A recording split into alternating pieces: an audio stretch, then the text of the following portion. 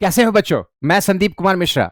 आज तुम्हें एक ऐसी सफलता की कहानी सुनाने जा रहा हूं जिसको सुन के तुम्हारे रोंगटे खड़े हो जाएंगे। एक 9 साल का बच्चा और अचानक ही इस पे त्रासदी का पहाड़ टूट पड़ता है।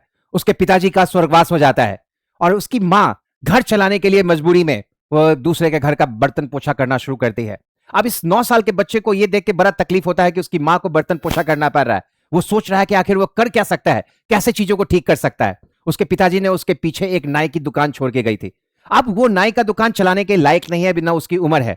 तो उसने सोचा और उसने उस दुकान को किराए पे लगा दिया।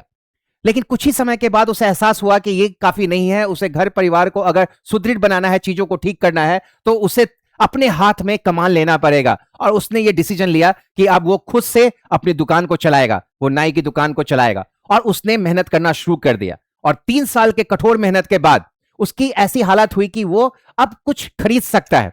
तो इस बीच में जब वो लोगों के पास जाके काम करता था, उनके मतलब हजामत को बनाता था, और चूंकि उसकी माँ भी कई जगह पे बर्तन पोछा का काम करती थी, तो जो कुछ लोग उनके कांटेक्ट में आए, तो उन्होंने कहा कि अगर आप एक मारुति की ओमनी गाड़ी खरीद लेते हो तो आपकी गाड़ी को इंटेल कंपनी में किराए पे लगवा दिया जाएगा, जिससे आपके परिवार की स्थिति ठीक होगी।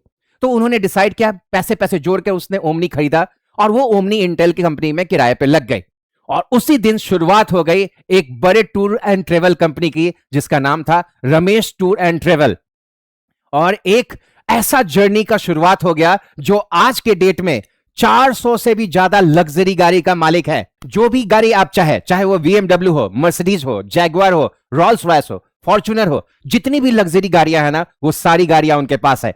यही बताता है बच्चा कि स्थितियां चाहे जैसी भी हो, अगर इरादा मजबूत है, इरादा नेक है और कुछ कर गुजरने की चाहत है, तो हासिल करना बहुत ही आसान है, आसानी से हासिल किया जा सकता है।